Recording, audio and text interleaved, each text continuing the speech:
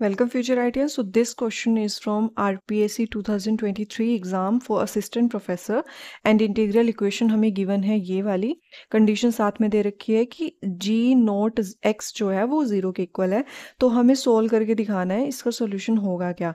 एक तो हम मेथड लगा सकते हैं कि हम ऑप्शन से चेक कर लें। ठीक है, ऑप्शन से कैसे चेक करेंगे? फॉर एग्जांपल मैंने ये लिया, ठीक है, ये दोनों ऑप्शन तो एक साथ में ही चेक हो जाएंगे, 1 plus minus e raise to the power x. तो यहाँ पे अगर वैल्यू पुट करती हूँ टी की फॉर्म में तो 1 plus minus e raise to the power t into d t होगा।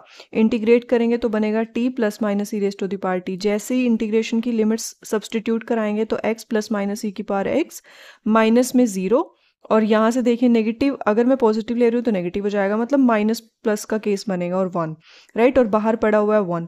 अगर नेगेटिव लिया तभी ये कटेगा, लेकिन तब भी अगर मैं चाहे नेगेटिव लूँ चाहे पॉजिटिव लूँ, लेकिन ये 1 प्लस माइनस ई एक्स के बराबर तो कभी भी नहीं होगा, क्योंकि जी एक्स तो ये माना है ना हमने। तो ये दोनों ऑप्शन तो डायरेक्ट ही कट हो जाएंगे।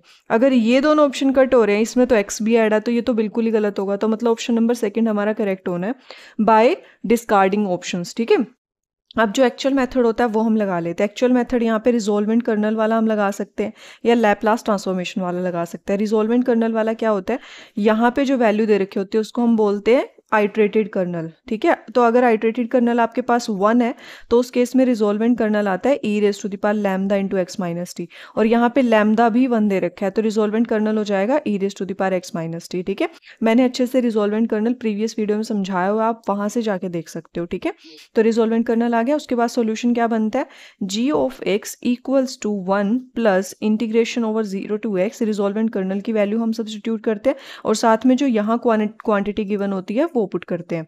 ठीक है, with respect to t integrate कर लो तो 1 plus e raise to the power x minus t by minus 1 आएगा।